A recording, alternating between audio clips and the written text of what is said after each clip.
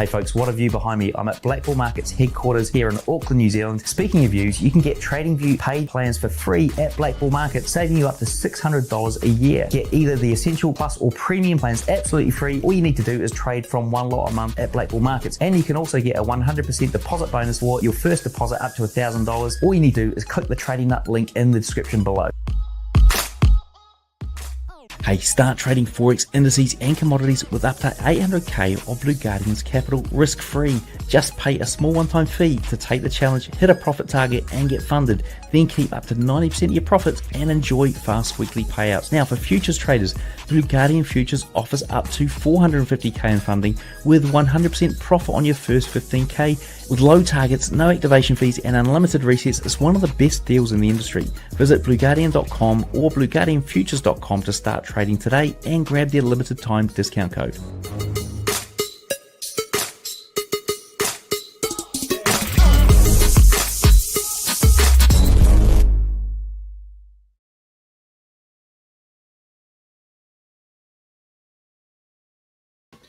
Hey, what's going on, guys? What's going on, guys? It's Brinks Trades coming to you live with another week of breakdowns. Hope everybody is doing well. Hope everybody had a good week, good trading week, a good whatever week, just a regular week, I guess. But definitely hope everybody had a good week. Going on a little bit later than usual. Apologies. Going into next week. In the next following weeks, I'm going to have a set schedule where I'm coming on. I know the live say I'm on at 10, but really it's just kind of like a Saturday thing. So I just want to make sure that, moving forward, there's a set time where everybody can come on and be on. So, again, if you guys don't know me, if you do know me, you know that I am the resident indices analyst for the Trading Nut podcast. So every week I come on here and basically do the breakdowns for anything futures related, so indices, and then obviously the currency futures as well. So that's been a really cool journey over the past year and a half with the Trading Nut podcast. Also, my social media is Brinks Trades, and we also just launched the course, right? So the actual course that I'm using to teach. A lot of people have been asking me about that for years. So I'm happy that that's all full and together. So happy people are getting value out of this. Tony, what's going on, man? Hope everything is good. If anybody else, I'd love to know where people are calling in from because this is such a global platform. So usually there's a lot of people from Europe, Middle East, Africa, Asia. We even get sometimes to South America. So if you guys are watching, don't hesitate to chime in and just say where you guys are from. So what I want to do is obviously I want to start with the dollar index, right? And so again, you guys know my thought process of the market, and that is basically like if the dollar is moving, that's going to give us a good idea of where the rest of the indices are going to go. If we can get a good directional bias, it's going to, lend itself to the idea that the markets are, might be going a certain way, and we can use that for the other currencies and indices, right? And kind of you decide that. Skippo says for a beginner, before I get into that, let's get into the question. So Skippo 11 says for a beginner, which market should be their focus, indices or currencies? So I'm a firm believer, and this is just me. I think people should focus there if they've never traded before, right? Or if they're coming from something totally different and this is their first time. I'm a firm believer that people should really focus on currencies, like currency trading, because currency trading moves slower, right? It moves slower. And even though indices has had this like boom over the past couple of years, because a lot of people have switched from currencies like on the Forex side to futures. And because of that, people are trying to trade more indices now. But a lot of that has to do with platform stuff and not necessarily the charts themselves. If you're a beginner, Forex or currencies, right? Currency trading, whether it's currency futures or if you're just doing Forex exchanges, right? That should be a better option to you than indices. The number one reason is because you can make more money on indices, but you also can lose a lot of money quickly. And for the first year or two of your development as a trader, you really just need to be focusing on trying to understand what you're seeing on the charts and trying to get this game to slow down for you. It's kind of like playing sports, right? If you ever hear like a good athlete talk about like when they hit the pinnacle, right? Like Michael Jordan talked about this, about like he's going into like what they call the zone, right? Like an athlete might just hit like a crazy streak. They always talk about how the game slows down for them, right? And they're like, I see things clearly, and it's like everything is moving in slow motion. And so the biggest learning curve that traders have is that when they are trying to when they're trying to learn about trading, they're so focused on making money quickly, and they try to jump in the thing that's going to make them the money the fastest, instead of saying what is going to like help me learn, right, over like the first year or 2 years of me trading. So if it was me, I would start with currencies because they move slower. Not to say you can't just jump in on indices, but I think there's a lot of people um, that miss out on a lot because of that, and they don't go through that. And so I'm a little biased. So when I came in the game, I started trading currencies first, right? So I was really a currency trader from 2015. I mean, I still trade currencies now, but I came in for the first, I'd say like 6 years of me trading. I did not trade anything but really currencies. I don't think I really started trading indices until about 2021, 2020. So I kind of had about 5, 6 years of looking at price and seeing price, kind of understanding what I wanted to see. Got used to the idea of trading before I was just thrown in the fire. And on top of that, most people jump straight to Nasdaq, right? So they jump straight to the fastest moving asset that they can find. And they just try to jump right in and do that. And I'm going to be honest with you. The first time, even with 6 years of experience, the first time that I traded Nasdaq and US30, that thing put me on my butt so fast, man. Like it like that whooped my butt. And I had 6 years of experience coming into that. So I was overwhelmed. Things were moving way too fast.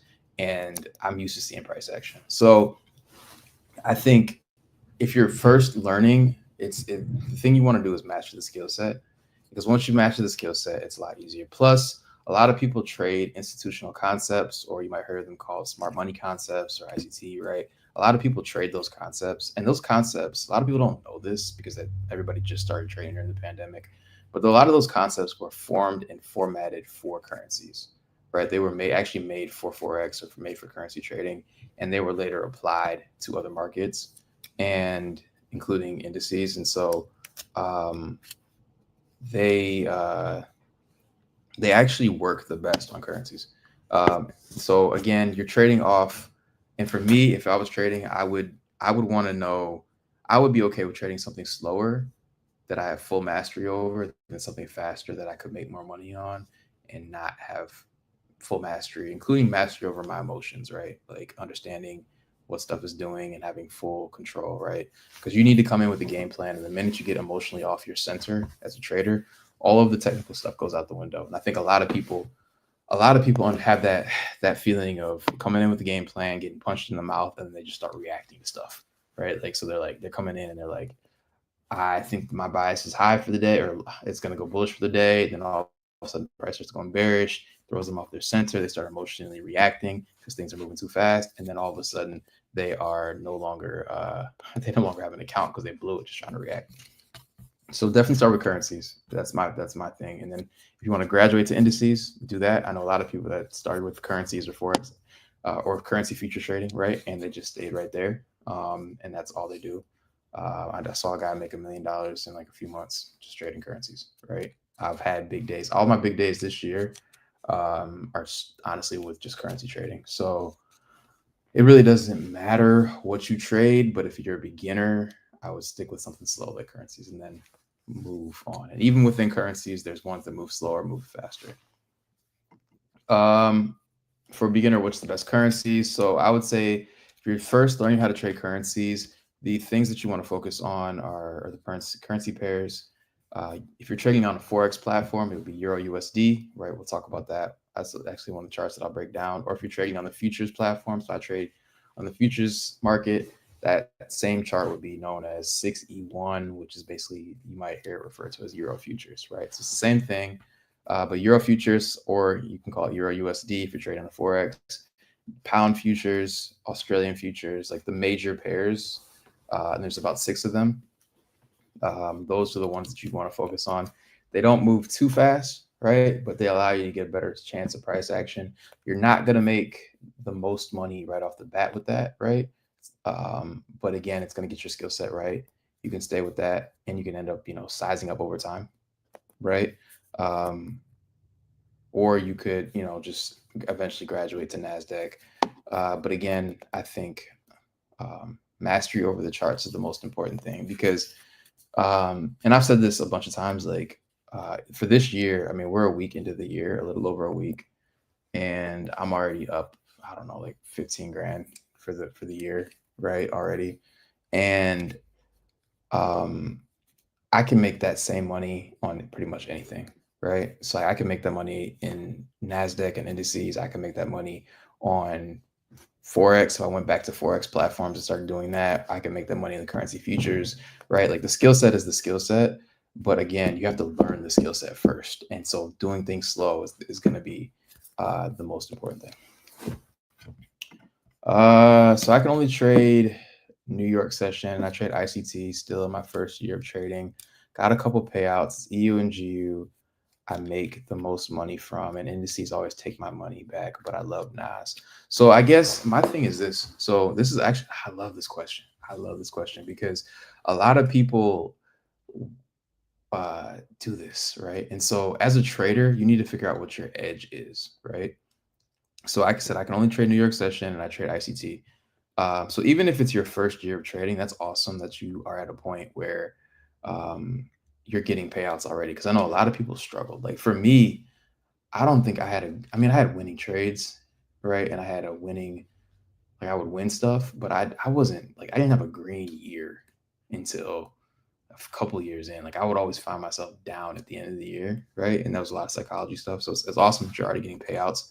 And I think a lot of that has to do with so much more information than it was when I first started back in 2015. But if you're making your money from EU and GU, you got to ask yourself, like, what's more important? You having the thrill of trading NASDAQ, right? Or you making money, right? And I think that's the most important thing. It's like, this is a job, dude. At the end of the day, our job is to come in here, read these charts, make the right decisions, let those winners ride. And then if we make bad decisions, get out of those trades as soon as possible, right? So our job is not really to be emotional when it comes to what we like to trade. And so you got to ask yourself, what do you trade the best? And then if it's EU and GU, yeah, you're not going to have the thrill of making $30,000 or $20,000 in a couple seconds, like you can on Nasdaq or something like that when the market opens up.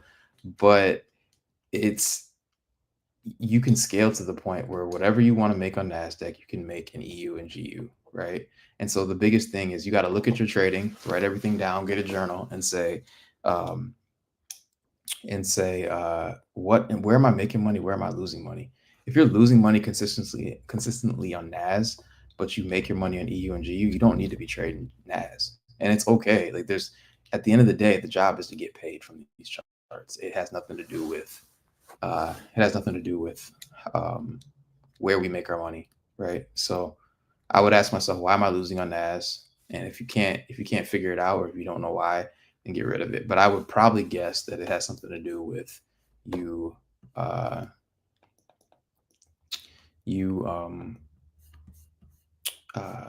the chart moving a little too fast. And I think you probably love it because you love the action. I could be hong. Feel free to hop back in the chart or hop back in the chat if you think if it's something different.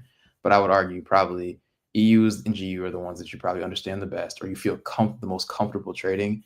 And NASDAQ is probably the one you get the most thrill out of.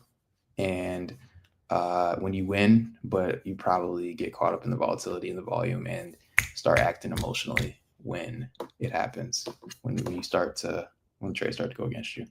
And on top of that, to be honest, you need to have a bigger account to trade those because the price swings are bigger. So not in addition to the volatility and the quickness of which it moves, the price swings are bigger. And the daily ranges are bigger. So you need to have a bigger account to trade those comfortably. So, but yeah, hop back in the chat if I'm wrong. Anyway, let's go to the charts and let's go ahead and get to it because I know that's why everybody's here, not for me to play Dr. Phil. But again, I love the questions, so keep them coming if you guys have questions at all throughout the entirety of this. So again, so coming into last week, I always love to start with last week because we get to see what we were doing and what we were looking at. So coming into last week, I said I wanted to see the market really retest a couple levels. Again, I wanted to see it potentially trade into this daily fair value gap, right? So we go here. This is the range that I wanted it to see, and I was literally looking for the buy side at 109.38 to get hit. So trading back into that range, it's a little bit smaller than actually shown, but there was a volume imbalance right there in that fair value gap, and that's why I made that bigger. But again, wanted to see that happen. What we actually got over the past few days was us trading into that gap right there and then running through it. We actually went a little deeper than I thought we were going to go. So ideally, I wanted us to stay in this gap, but trading all the way down here was permissible too, right? Because of the order block, right? And so whenever we have an order block and a fair value gap, it's going to be the strongest form of institutional resistance that we'll see, right? Or support, I guess, or support or resistance, whatever you want to call it, depending on the direction. So again, we traded back into that and then went higher, right? So we ended up taking out the buy side at the high of last week, right? So this actually was a really good swing trade opportunity. If you, well, you can trade dollar. I don't trade dollar. I just use it as a barometer. But again, this would have been a really good swing trade if you're trading dollar. So buy side liquidity was taken there, and we also reached back into the second level here, which is this old high here. So we know there was buy side at both those levels, and the market could potentially run to those. I think over time, right, we're going to hit this level at 111.4847, right? The reason being is, again, if you're one of my students, my personal mentorship students, you guys should look at this, understand what that is, and why we should probably go all the way up there. And again, geopolitically, there's a lot of stuff that's going to lend itself to a good dollar. So what am I looking at going into next week? Well, I'm still bullish, even though we retraced off of this high. First thing I want to do is hop over to this weekly time frame. Again, I want to see what's going on here. There's no real fair value gaps here. There's nothing. There's no like liquidity that we could stay. So there's a couple things that I want to see from a weekly perspective. Ideally, I want us to stay above consequent encroachment of this wick right here. It's just kind of like the first level that I want to see respected. Doesn't have to come all the way back down here, but once we start to, if we violate this, then it's going to let me know that I probably don't want to go long until we go back over it, or we could be potentially going down. So CE right there, I'm just going to say weekly C, consequent encroachment.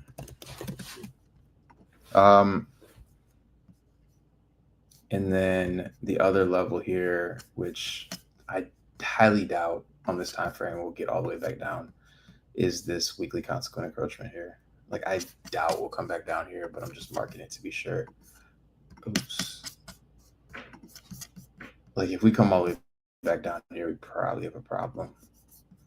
But that's going to be CE. I want to say last week's CE. All right. So ideally, what I want us to see is price really to stay above this consequent encroachment there. Going back down to that daily time frame on dollar. I would imagine that on the daily time frame, there's going to be a daily close on Monday, or at the end of Monday, somewhere, I don't know, somewhere here. So the first thing I'll be looking at to see is if going into Monday, there's a fair value gap that opens up, right? Somewhere, between this high right here and that low, to see if that's something that can respect that. I love the fact that we closed above last week's high. That's good. Even though we wicked off of Friday's high, or the high of the week, we wicked off of that level of buy side right here. Again, we know that line I just zoomed out and showed you guys earlier, that's a old buy side level right up here. So we came up here and grabbed that money. You're right. But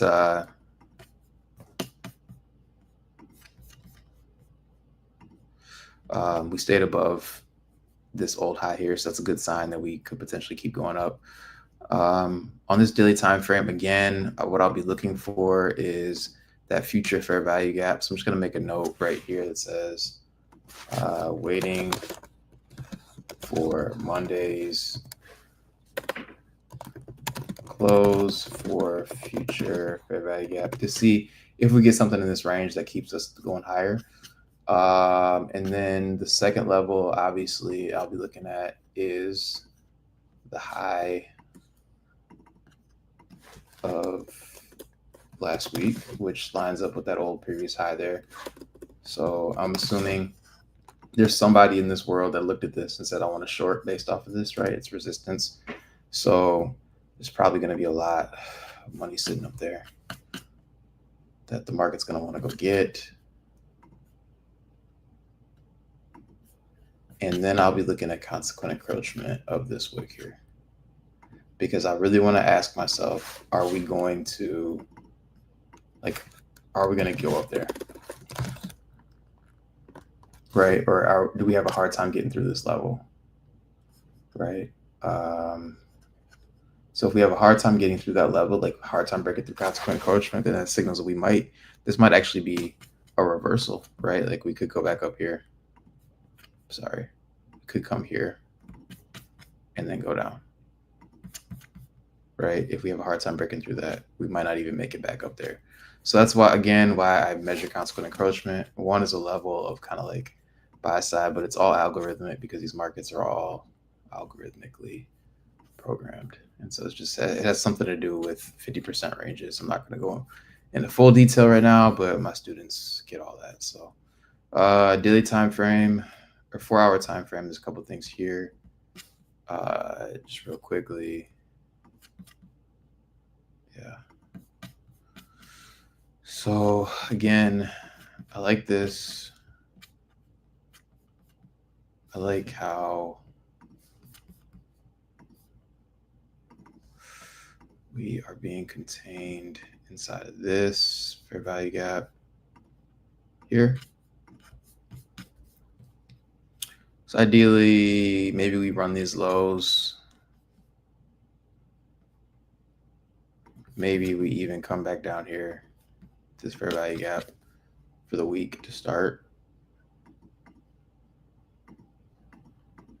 Kind of pick up that sell side like that. Go straight up. Maybe we run these lows like this, pick up that sell side there and then go up, or maybe we come back and just wick that fair value gap. But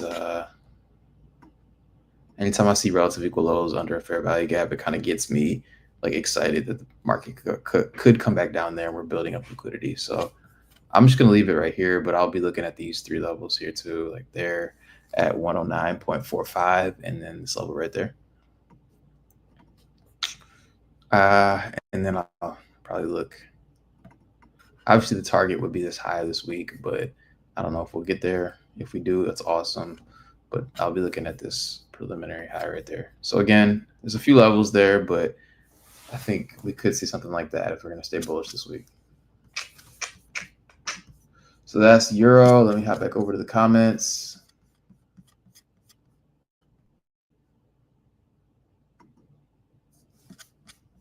I see everybody on social media making money on indices. That's why I love it, but I make no money because it's fast. Okay, so this is, oh man, this is like, I love this, bro. I need you to comment a question every week because I think you're reading my mind like of my 21-year-old self when I was first started trading. So you got to do what you think. I mean, you got to do what you're winning at, right? And so it's kind of like I play a lot of sports, so a lot of my references are sports references. But like, if I'm playing basketball and I'm not a 3-point shooter, but the whole league is shooting 3-pointers, but I can really get to the rim and drive, right? Then that's what I gotta do because that's my game, right? So don't let social media influence you and throw you off your game, because this is social media will fuck you up every single time. The day that I made, oh man, who is this? I made $10,000 on January 2nd, or like $9,500. If you guys follow me on social media, you've seen the video. And I made 10 grand to start the year off, right? And I was geeked. I felt good. That's a great way to start the month off, right? Especially on the account that I'm building out for my broker. I'm sorry, my live account, which is AMP Futures. Someone asked that question earlier, what broker I use. It's AMP Futures for the brokerage stuff.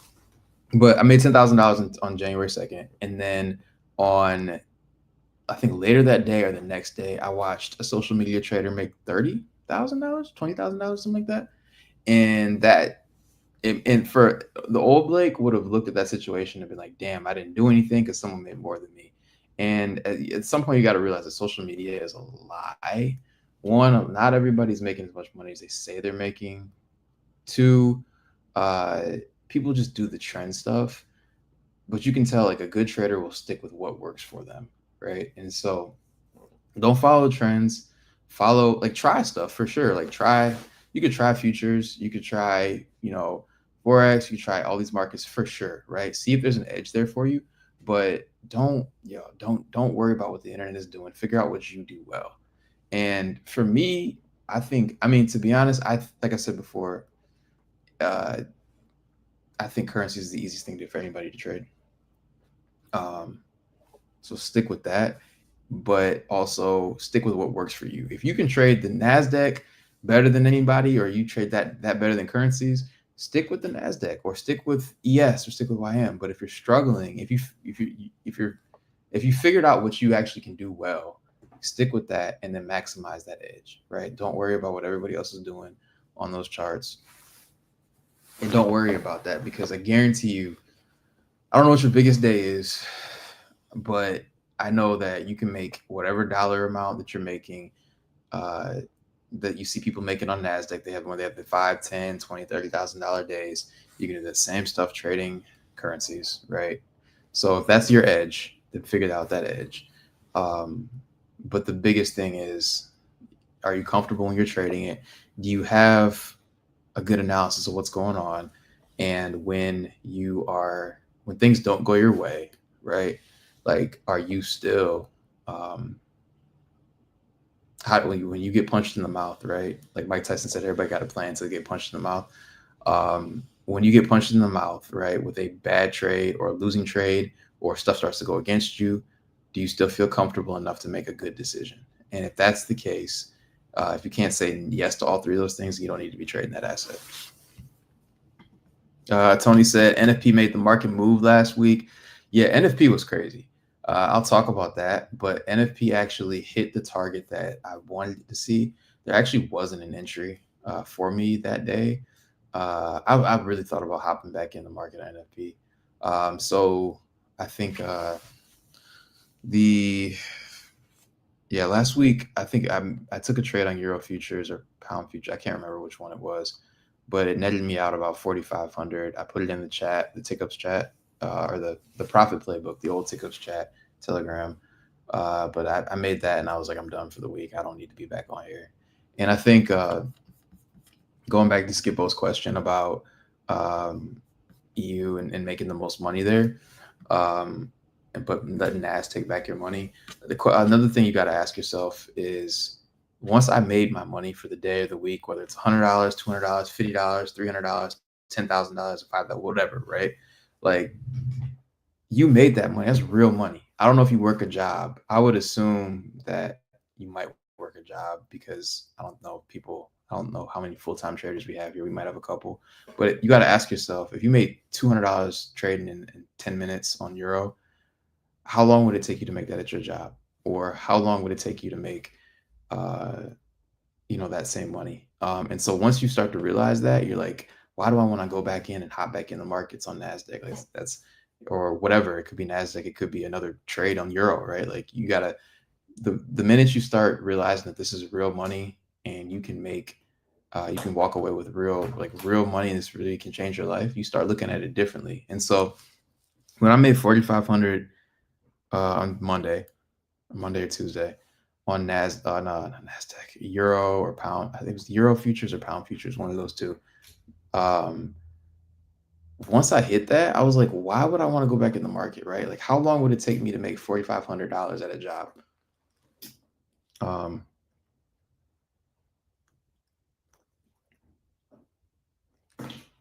so if that's the case, then like, why would you want to, why would you want to risk that?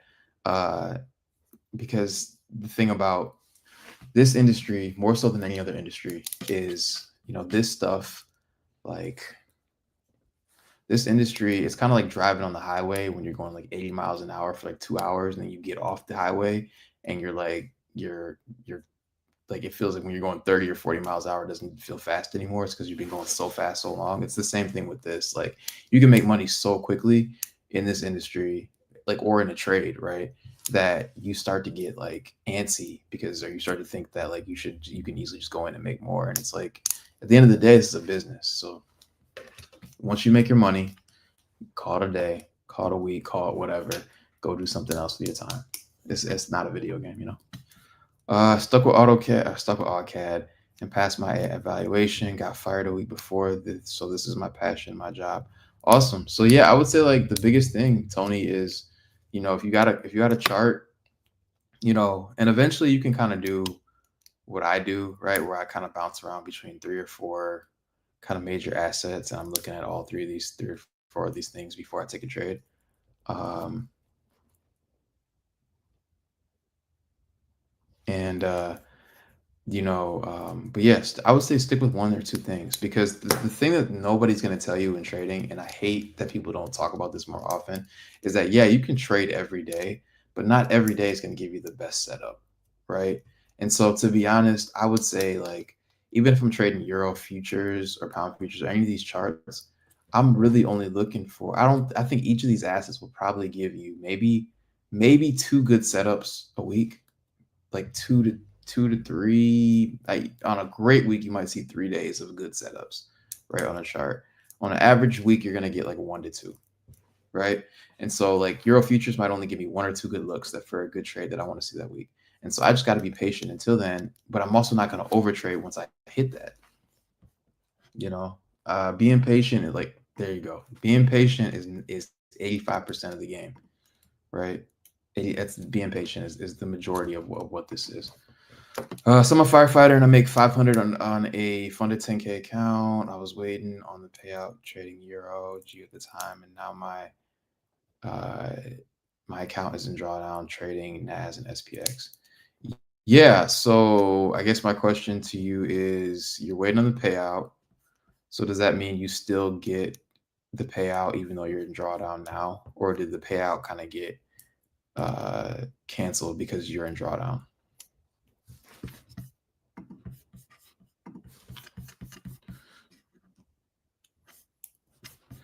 So let me hop back over here. So while we're doing that, let me hop over to Euro futures really quickly. So again, I love the questions. Y'all keep them coming. I feel like at some point I'm going to take these questions and kind of chop them up and put them over my social media. So a couple things on Euro. So going back to the weekly time frame on Euro, there's a couple things that I told y'all I wanted to see. This was that weekly bullish fair value gap that we inverted. So this is now technically an inverted fair value gap. I like to color coordinate stuff. And my inverted fair value gaps are usually always orange. So I didn't do that. So apologies on last week. But ideally, coming into last week, what I told everybody, what I wanted to see, if you go back and watch the videos, is I said, I want us to run here. This is kind of like a longer term draw on liquidity. I think because of this trend line liquidity, I think we're going to probably come down here. I think this is going to be like the ultimate draw here at 100,435, right?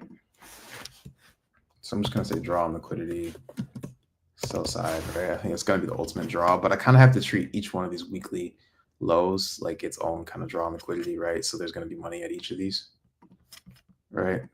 So they're make it smaller. Oops. So at that low, clone that middle low right there, and then that low right here, right?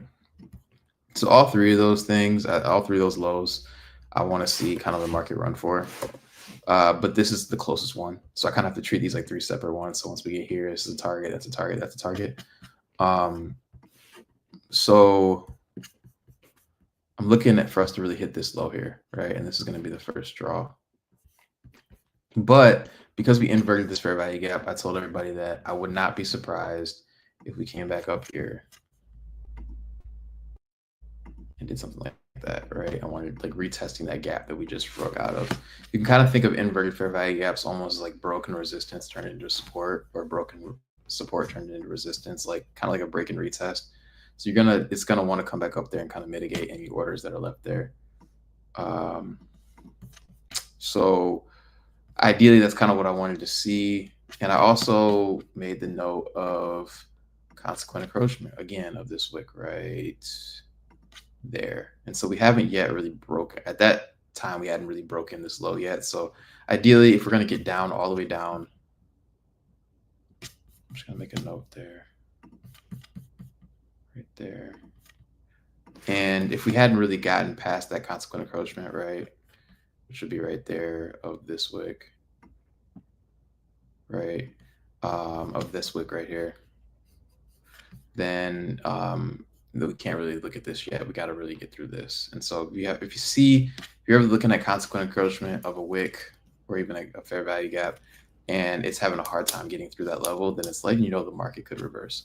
So ideally, what I wanted us to see is the market go up. Daily time frame, I think, told us the same thing, that I wanted to see the market really. Oh, I said we could respect this fair value gap, but then we also could retest that gap, is what I basically said. And so coming into this week, this is exactly what we got. So we actually did both, right? So we came back up, retested that wick, kind of inverted this gap initially. So I was looking at the fact that we could potentially keep going higher, but really wanted to see how we reacted off of this. I ended up catching shorts, I think, off of this day right there, that Tuesday or Wednesday, one of those 2 days, for that 4,500 that I made. And then really catching things back down here, right? So where are we currently sitting at right now at a weekly level? We swept this low, right? There, closed above it. Could be a sign that we could potentially keep going higher. We did close below this weekly consequent encroachment right here, right? That weekly consequent encroachment of that wick, right? So that's a good sign. We closed below it. And on top of that, we close below, boom, boom, boom, boom, boom.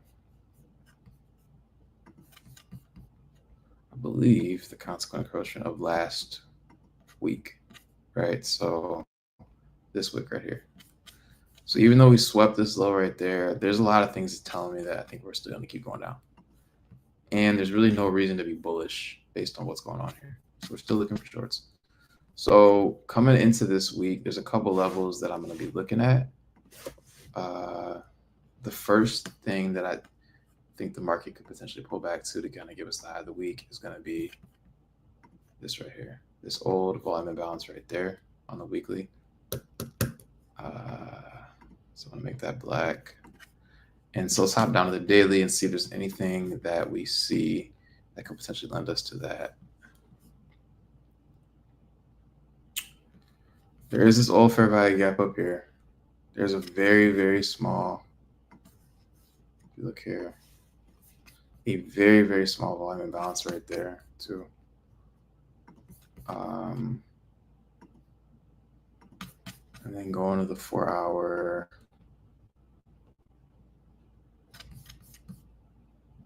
There's that fair value gap right there, and an order block too. So there's a couple of things. Make that red. So we have that weekly fair value gap, which is that big black box. I'm sorry, weekly volume imbalance, which is that big black box. We have the daily one right there, right? So there's a lot of stuff letting us know that we could, where we could potentially run. We also have consequent encroachment of, oops. this wick there, right? So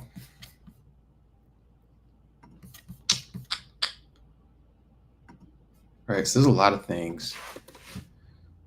I'm just gonna say visibility, weeks, months, days, 4 hours. So this is that 4 hour CE. So there's a lot of stuff here that's letting us know the market, like kind of like, I guess if you want to think in terms of like support and resistance, like a lot of support and resistance, or so a lot of resistance that we could potentially run into that could send us down for the rest of the week. So what I'll be looking is how the market reacts to each of these levels. I doubt we'll get all the way back up here. We could, but because we have an order block right there, I doubt we'll get all the way back up there. So I'll be looking at how we react consequent encroachment on Monday, how we react to this fair value gap right there, and these two volume imbalances if we get that high. Ideally, I'm just going to draw the line right there just to kind of be safe. But I mean, if we come out Monday or Tuesday and we just have a really hard time breaking through that, then that could signal that we won't even get that high. But I just kind of like to draw to be safe. So I'm just not looking at the first target. I'm just kind of getting a better picture of what's going on with the bigger stuff. Ultimately, the things that I do like about this is even though we kind of closed above last week's high, or not last week's high, but this old weekly high right here, I do like the fact that we did get really kind of like trendline liquidity building up. It's letting me know that on the smaller time frames, the market is building up sell side liquidity below these lows that's going to come in and take out later. So that's kind of what I see there on Euro futures. I know that was a long ass breakdown. My bad. Let me go to the comment section really quick. I feel like we've already been on here an hour. Okay, a lot. Okay? So you got the payout already. Cool. Yeah, that's cool. You're good. Now you just got the task of drawing yourself out a drawdown on the next one. So you'd be okay. But just remember, like, the good thing to do is analyze your trading. I feel like a lot of traders, we just do this breakdown on the charts. We push the buttons. If we win, cool. If we lose, we never really stop and ask ourselves why we're losing, right? So if you are giving money back on Nasdaq, leave it alone. You got your edge. You know what works for you. Now it's just time to cut out the things that don't work for you, right? So let's go to pound futures. Now this is the one that I like the most right now, again, because of this weekly setup that we're getting right here. So again, we came in, took out this old weekly high here, inverted this fair value gap down here, right? And pretty much ever since then, so this is like October, we've pretty much been in a downtrend. So imagine if you held, right, once price broke structure right there and you're still in a trade, you could still literally be in a position right now and you'd be up like crazy. Probably be up about 800 pips, 900 pips. So even with one contract, that's a crazy day, but multiple contracts, oh man, yeah, that's insane. Those weekly swings, you got to look out for those because they could lend themselves really good swing opportunities. I'm not a swing trader guy. I check my phone way too much as it is, and I'd hate to be in long-term positions, right? Like that's not me. I can't do it. But it's if you catch those and you got the stomach for it, they're really good opportunities. So visibility style, make that green. So yeah, we inverted that gap right there. That old Bissy right there, and we started tanking, right? The thing I love about this is because I think we're gonna come here. I think this is our target. Once we hit here, I have no idea, but I have a strong feeling that we're gonna hit here. One, because we have this fair value gap with this order block here that we haven't really traded into just yet. And we have trend line liquidity building up. So I think we're gonna come down and take these lows, and this is kind of the longer term target. Now, with that being said,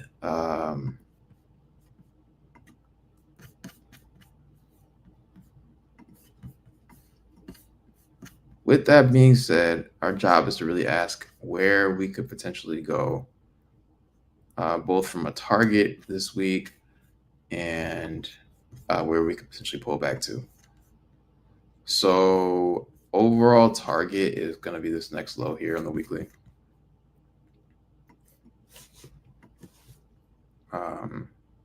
You could say this low right here or this low. I'm just going with this low because it's more conservative. I'm a conservative person when it comes to my estimates, like where I think the market's going to go. So if I see two lows, I'm always aiming for the higher one just because of that. But you could say this and it's still probably going to hit that too. So I'm going to say this is the kind of our next weekly target. And so I'm basically trading in line with this until we get that, or we get a reversal that says we're going to go up. So on that daily time frame, what are we seeing?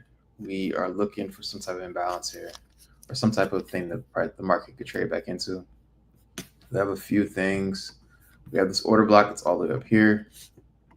We have this fair value gap that's all the way up here as well. I'm gonna get rid of this.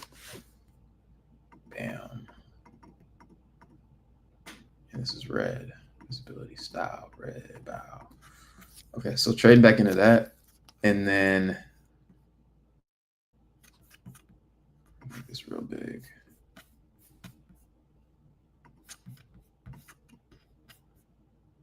That's not a fair value gap. Okay, cool. So ideally, the other level that I'm looking at here will be consequent encroachment of this big wick right here.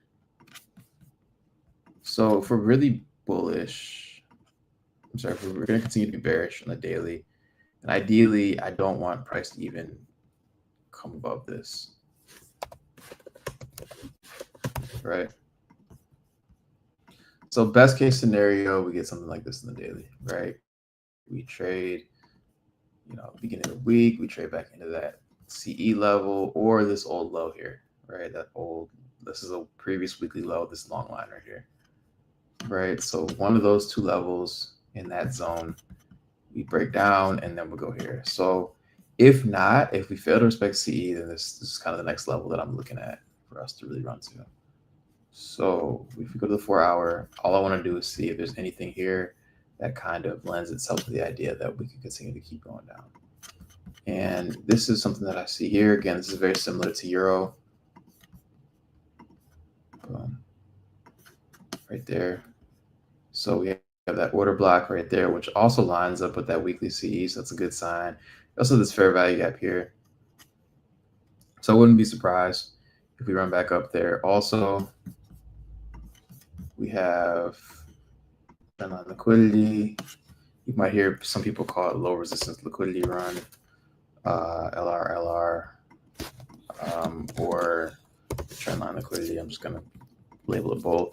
So we have that. So ideally, I can see us running back up into this, respecting the order block, which is pretty much lined up. The low end of that is lined up with CE, and then taking things the right way for the rest of the week.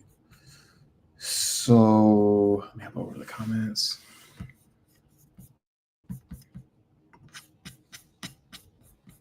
So that's pound futures.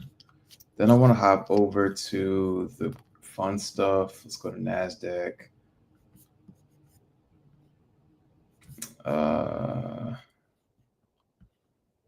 It's MNQ. This is MNQ. So this is the micro Nasdaq. What did we say here? I said I wanted to see this week, so I actually was off on my bias this week. On Nasdaq, that's not good. So we came down. What do? We inverted this fair value gap here. I figured after we respected this fair value gap, we would probably start looking for opportunities to go long. And we actually did. Like we actually had there was probably a lot of opportunities because we had respected consequent encroachment. We came out here, swept that low. We actually had a really high retracement, but we failed to get over CE. And then once that happened, I think probably NFP probably tore this thing apart. That was Tuesday and this was Friday, NFP. So really, I mean, this week coming up, we failed. I mean, this is kind of one of those things you kind of have to audible a little bit, and you have to kind of always know what the market's giving you, because again, your strategy is good. Like this is a very good example of getting punched in the mouth, right? Again, the bias was off for last week. This is what we wanted to see, and again, we did get some of that. So you could have, there probably was some opportunities for longs in this wick that we would have came out earlier in the week. It was probably Monday, Tuesday, and hit something before it turned over. So you might have even won trades last week based on that. But once this happened later in the week, kind of shifted the bias that we had. So we inverted a couple of things. We're below that consequent encroachment of that order block. So that's not a good sign. We also failed to respect these wicks here. These those two wicks there and the consequent encroachment thereof. Came down here, swept this low, and really kind of closed right off of it. So I wouldn't be surprised if this is bearish next week. And we're really running for this low right here. And if it comes back down here, wicks this low, then continues to go up again, I mean, that's kind of crazy work. That's chart work that I want to stay away from because it's not really giving me a good read on price. But ideally, what I'm going to do is flip my bias for this week and actually go bearish. There is a couple things here.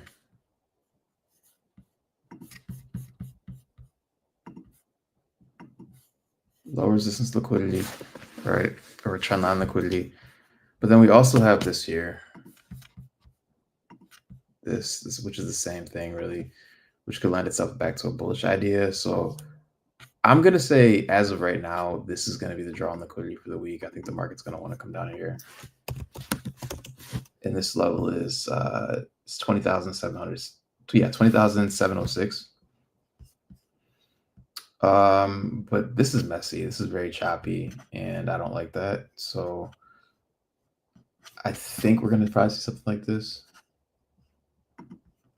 But again, whenever I get conflicting stuff, like conflicting ideas,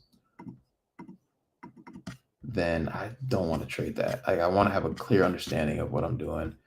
And like right now, like those pound futures and that euro futures just so clear to me. So again, you got to trade what you see, not what social media is telling you to do, or what people are saying is making them a lot of money on social. So it's okay to try things, but you got to know where your bread and butter is at. And so right now, the pound futures and euro futures are just easier for me to read. So I'm sticking with that. But and the read on this is not great at all. So again, this is what I'm going to be looking at is these, how we react to these levels here. I could make a case for us to continue to go lower. I definitely can make a case for us to come back up here, but I think the case for bearishness is stronger. There's a higher probability that we're going to keep going lower. But this is really kind of choppy. So I'm going to say tentatively bearish, but we'll see. So just to not confuse anybody, I want to go lower with that, get that out of the way. And then let's go to let's go to ES. Let's see what ES happened. Go to this weekly. So I remember saying this on ES last week. Again, the chart's going to be very similar, but I do remember saying that I did not feel comfortable taking any longs on ES until we got over this fair value gap right here. So I said, if we, yeah, exactly. I put right there, need to invert, which is, I think, the 4-hour fair value gap inside of that fair value gap. Yeah. Yeah, we need to invert this before we go any higher. And definitely this too. And we really failed to do that. And so again, 90% of this game is being patient and just kind of waiting for what you wanted to see here. Not all price action is good price action. So you just need to see, you need to get confirmations of what you want to see. Again, when I'm coming to this table and I'm walking away with these, I mean, $10,000 days, $5,000 days, etc. Right? We start to see 4 and 5 figure days. I'm not trying to catch every price movement. I'm just trying to find the best possible setup, and I need some confirmations, right, before to pull the trigger. So I'm looking for the best possible setup, something that's clear, easy. I understand it. It's highly probable it's going to work out in my favor based on multiple time frame analysis. I'm taking those things and I'm getting out, and I'm waiting for the next thing. This myth that you can come to the table every day and trade is a lie. So like I hate when people say that. So yeah. So come in here. Again, I mean, this is lends itself to better to the idea of bearishness. Daily time frame. Again, I'm going to stick with the bearish bias on this. And I'm going to look for this draw on liquidity here to get tapped.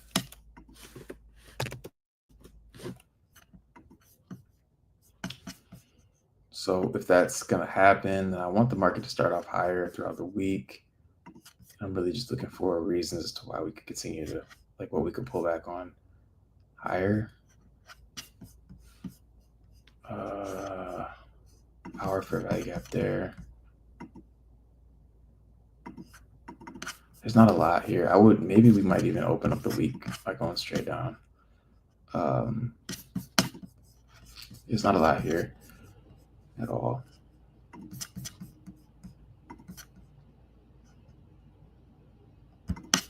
So it's just preliminary. I don't really like any of the indices right now this week, for sure. It's just a lot of mess going on. It's beginning of the year stuff, so it's gonna sort itself out. I know a lot of people that don't even come on and trade until like the second or third week of January because of this stuff. But we're on a good pace right now, so I'm kind of happy that I did. But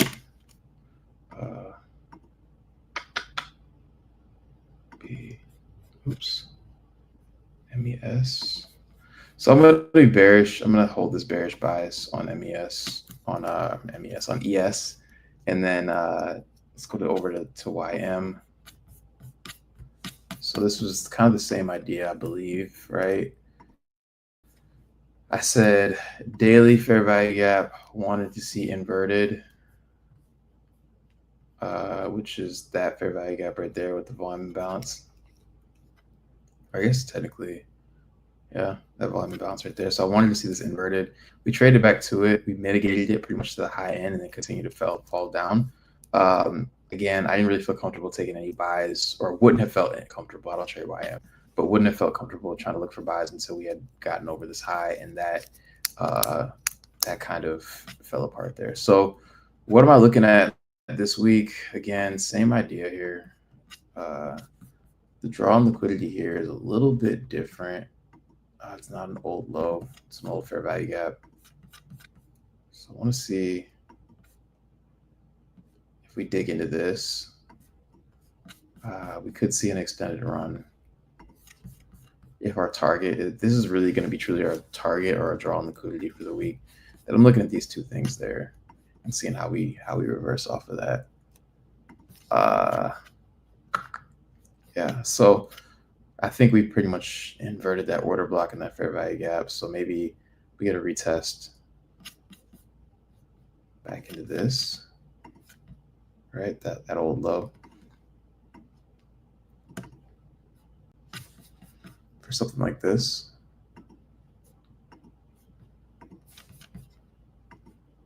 Like that. But we will be looking at how we invert this daily gap. If it's just we just run straight through this, then this will probably be my target. And then I'll be looking at the consequent encroachment of this wick too. So 3 levels that I could see us potentially run into on the downside. CE of the wick, the low of the wick, and the fair value gap that sits right above that. Either way, I'm not going to be trading any of these indices as of yet. And again, know what your edge is. If you feel like your edge is going to be currencies, do that. If you feel like your edge is indices, do that. But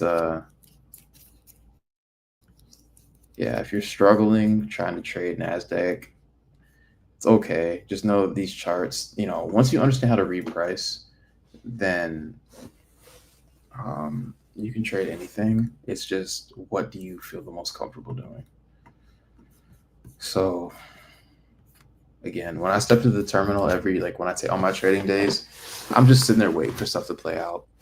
When I'm trading right, it's the most calmest thing ever. I'm emotionally involved is when my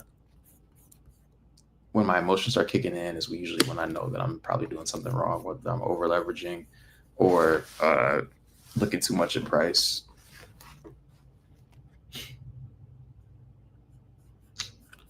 Oops, hold on.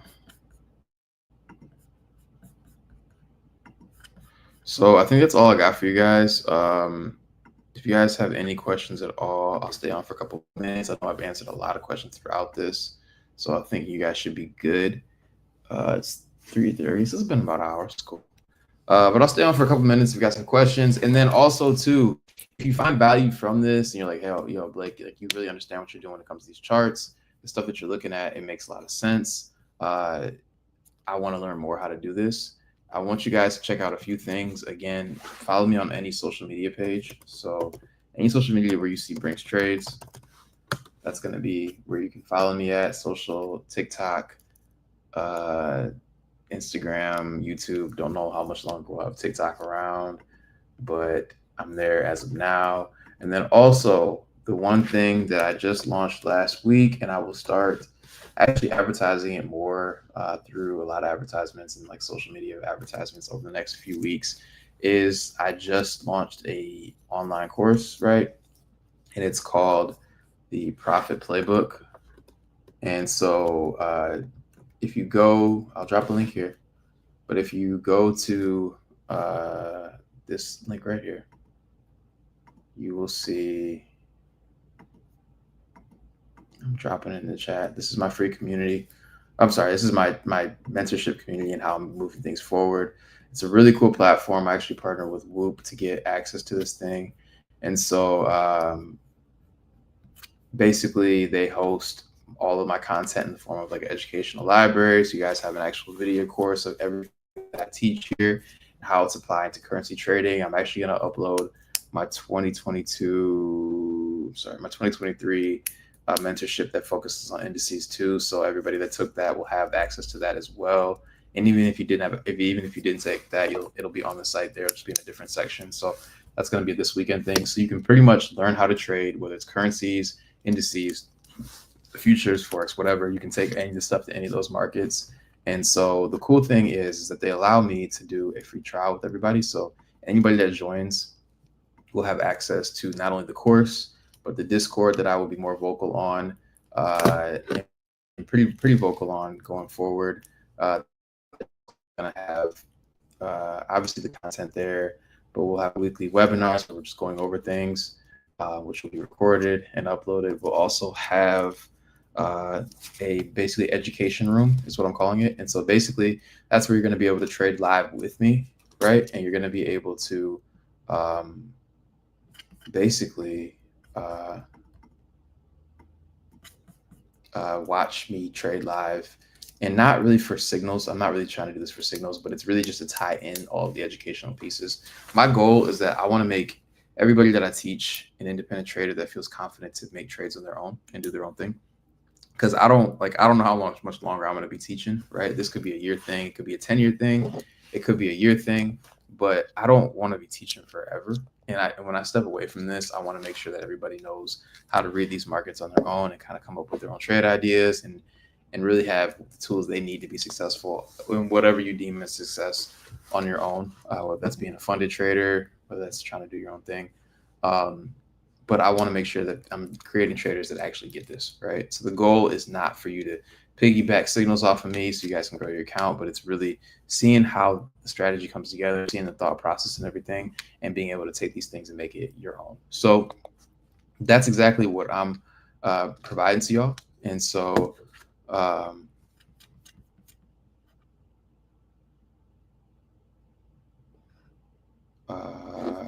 hopefully that helps.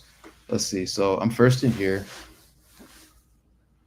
First time here. What's the benefit for you doing this live if you are making so much money? So the benefit for me doing this live is not really for me, right? So a couple things, I guess. So first and foremost, like I'm from. I hope my computer doesn't die while I'm doing this. I just saw. See, okay, I got 10%. All right. So first and foremost, I'm from really like kind of like a small community in Michigan, right? The Flint, Michigan area, if anybody's familiar with that. And so it's an area with the people that have a lot of grit, um, a lot of determination to do things, and they don't always have the access to get the things that bigger cities have, or cities, communities with a lot of money. I think everybody knows about the water crisis out there. And so when I started piecing together trading and actually understanding what's going on, um, I wanted to make it a kind of a give back process to people that don't necessarily have access to opportunity, right? And so I spend a lot of time uh, giving back to mentorship students, um, teaching them how to do this on their own, right? To be honest, to this day, I don't think any of my mentorships have made the money that I make trading on my own. Um, Nowhere near. I think the last mentorship I did, the live one, I made probably less than I make in 2 weeks. So that's the first and foremost thing. And I know a lot of people are like, I do a mentorship because they're making their money from the courses and they're not really doing that from that. But I wanted to do that, one, to give back, have everything in a place where people could do it. And then I also realized that like when people get things for free, because I did a lot of this for free. Like I had a free mentorship online. Um, a lot of people just don't take advantage of it unless they physically come out of some money for it. And it's kind of weird. Like I hate that it's like that, but like people take things more seriously when they pay for it. And so that's kind of the secondary thing there. And then yeah, I mean, outside of obviously just want to get compensated for my time, I guess, too, on top of that. But I think ideally the live sessions, what's the live sessions if you're making so much? I just want to make sure I'm answering your question right. Yeah, I think those are the benefits. It's really to give back. And then obviously just find ways to, monetize what you're doing trading wise. But I feel like this is a skill set that everybody can learn. And if I could be somebody that puts a lot of stuff in a cohesive place, like I know people that have spent, oh man, 5, 10, 20 grand on mentorships. And I think it's ridiculous, right? Like, I mean, comparing it, if you become successful and you can turn this into a full-time career, you probably will make more than what you pay for the education. But like by myself, I've probably paid,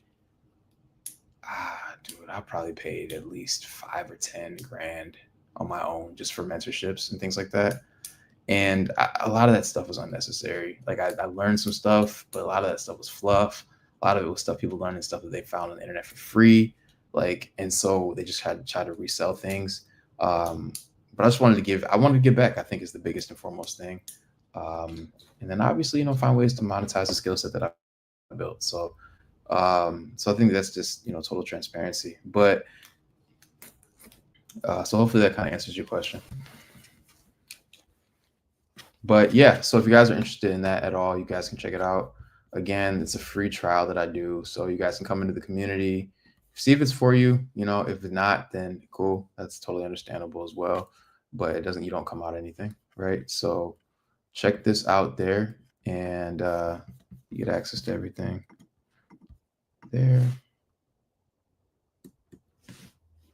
I think it should be coming up, but it's /the market takers, and it's the profit playbook. So that's what I'll be doing. And this week is when I actually will be going live. My mentorship students in there in the Discord will be getting a schedule to live trading, where you guys can come in and watch me trade live. Again, not for signals, right? But educational stuff. And then I guess that's also the last point to the live sessions, right? Is you can learn things, and I wanted to do this more, and I've also gone live on my YouTube a bunch to kind of show people things. But stuff did not start clicking for me as a trader, even though I knew what I should be looking for. I think a lot of trading is nuance. So a lot of it is, yeah, I understand we just broke structure, but are we going to go down now, or should we expecting this structure to re-break and go back up, or should I be taking this fair value gap, or should I be looking like what should I be looking for the market in this particular situation? So it's all situational. It's like playing sports, right? Like there's going to be times where you should shoot the three, but then there's also going to be times where you probably don't need to shoot the three. You should be trying to get to the rim, right? And so everything is situational. Just because you can do something doesn't mean you should. And so I think having the nuance of seeing me do this stuff live and me kind of talking through it about what I'm looking for will speed up your development like crazy. Because to be honest, didn't really start clicking for me until I had mentors that I watched trade live, and I was like, oh, okay, this makes sense now. This is okay. I see why you're taking the trade here versus here. I would have took this trade, but you're waiting until this. And so like, again, I'm not somebody that wants to be, I would love if I had a bunch of students graduate from this in a year, 6 months, or however long it takes them to make things click. And they're like, Blake, I don't need you anymore. And I'm doing my own thing. But, or I just want to stay part of the community just cause. But, I think that's kind of like the biggest test is like how many traders can you develop that actually know what they're doing and they're like, they don't need you anymore. I think that's going to be really cool to watch and grow and develop. So hopefully that answers all your question. And I know like everybody comes on here and they're like, I have a money grab, like I want to make a course, but hopefully there's a lot of value in there. And if anybody's watching from my mentorships, whether it's been down in Miami, the most recent one that I did, part of the Level Up Institutional Summit where I came on there and spoke for a couple of hours with my current mentorship students. If you guys find value in that, don't feel free to chime in. And if not, let people know like, yo, Blake is a terrible teacher. You could let people know that too. But hopefully you guys are at least seeing the value out of all the sessions that I do online for free. And these little live sessions that I do on the weekends will still continue to happen for biases and stuff like that. But that's definitely the mentorships where we get more nitty and gritty. So hopefully you guys got a lot of value out of that. But I'll stay on for a couple more questions. I got a couple more minutes, at least until my computer dies. And yeah, we'll go from there. And then just to recap,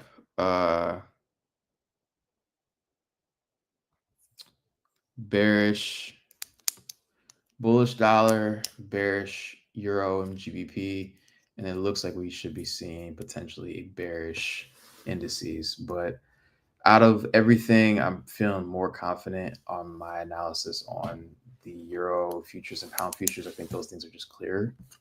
And I bet you if I look at AUD, USD, yep.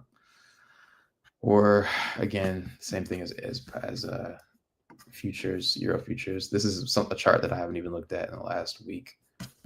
Actually, it's probably been a couple weeks since I looked at this. I don't think I did this last week. I could be wrong. If I did this last week, let me know. But yeah, this is exactly what we wanted to see. This is beautiful. So honestly, if you're trading anything, like if you're trading any currency future or the majors like that are euro, AUD, pound futures, bearish as hell. Bearish as hell. Bet you New Zealand dollar, the same thing, probably. Yeah, New Zealand dollar again.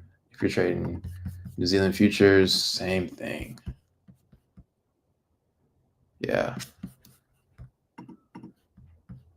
I might come on here and look more at currencies. Some of the other ones as well.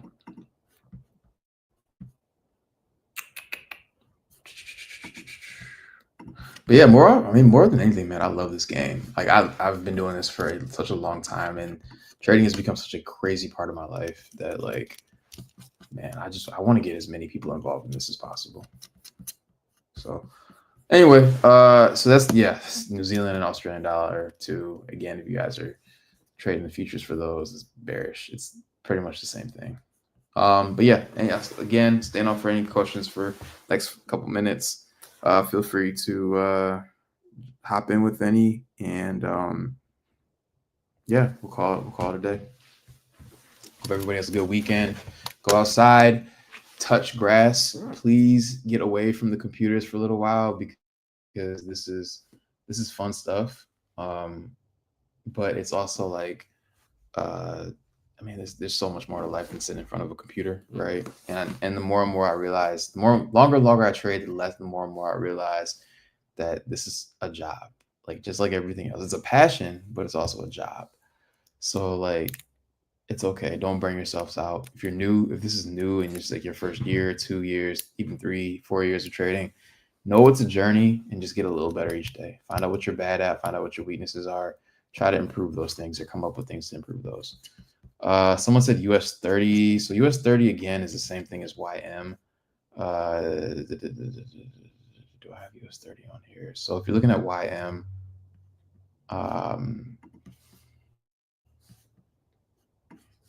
YM.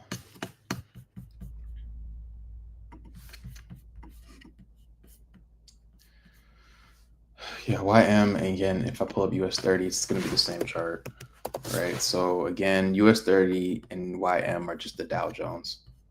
So if I look at YM and I look at US30, same thing, right?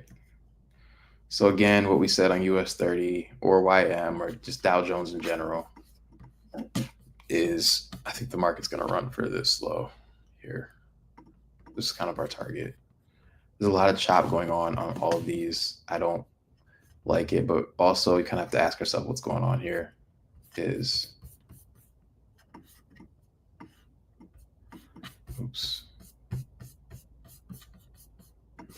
is what's going on in the bigger picture. Sorry. There we go. Is we made an all-time high. We took that out. We're inverting old fair value gaps and old order blocks. And this could be a nice little bearish run that we could be seeing. Right. So I'm bearish, especially if we take out this low, which we close below that order block. I would assume we're going to probably run for this low here. So that's kind of like my target for the week. We could see,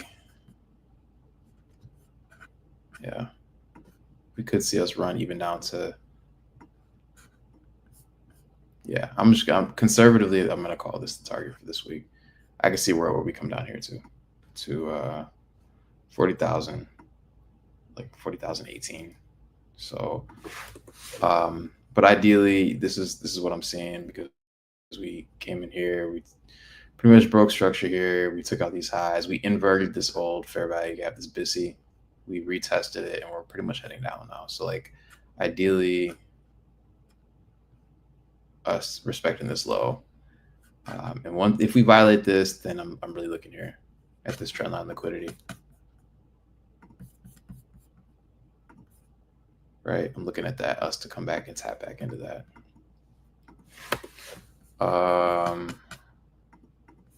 So yeah, so I'm bearish as hell right now, but also again, I called out that I'm not. There's a lot of there's a lot of things on the other indices that are letting me know that like it's kind of indecisive. So I kind of use all three of these indices: US30, US500, and US100, which are again Nasdaq, Dow Jones, and S&P. They all should be moving in the same direction.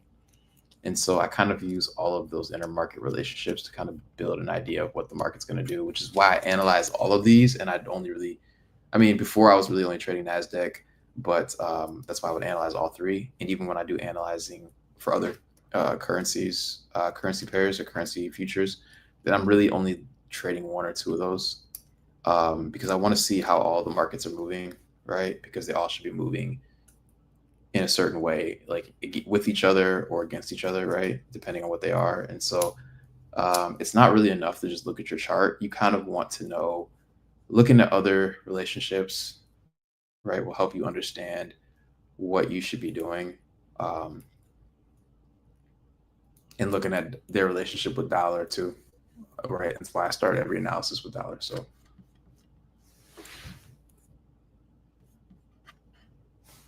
nah, you're good. You're good. You're good. I feel like I'm gonna pronounce your name wrong. Is it Bungong Stanley? But Appreciate your time. Hey, Tony, as always, man. I'm waiting on you to be in the mentorship, man. So hopefully we see you, in there pretty soon. So yeah, profit playbook. So my YouTube name is actually Brinks Trades. So I'm gonna put that there. Again, you'll see it's like an icon, almost like a little cartoon of me. If you type in Brinks Trades, it actually might be 2 words on YouTube, but any social media, you guys can find me at Brinks Trades. TikTok, Instagram, YouTube.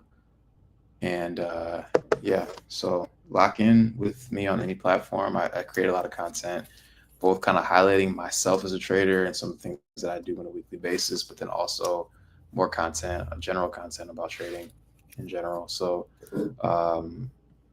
I actually simultaneously live stream this on my YouTube as well. So depending on where you're watching me, you're either seeing me on the Trading Podcast YouTube or the YouTube there. So or my personal YouTube, I guess. So follow me on social media, lock in with me, and hopefully you guys have a good rest of the week. And I will catch y'all next week. Hopefully, again, have a good trading week. So peace and have a good day. Hey folks, what a view behind me. I'm at Blackbull Markets headquarters here in Auckland, New Zealand. Speaking of views, you can get TradingView paid plans for free at Blackbull Markets, saving you up to $600 a year. Get either the Essential Plus or Premium plans absolutely free. All you need to do is trade from 1 lot a month at Blackbull Markets. And you can also get a 100% deposit bonus for your first deposit up to $1,000. All you need to do is click the Trading Nut link in the description below. Hey, start trading Forex indices and commodities with up to 800k of Blue Guardian's capital risk-free. Just pay a small one-time fee to take the challenge, hit a profit target and get funded. Then keep up to 90% of your profits and enjoy fast weekly payouts. Now for futures traders, Blue Guardian Futures offers up to 450k in funding with 100% profit on your first 15k. With low targets, no activation fees and unlimited resets, it's one of the best deals in the industry. Visit blueguardian.com or blueguardianfutures.com to start trading today and grab their limited time discount code.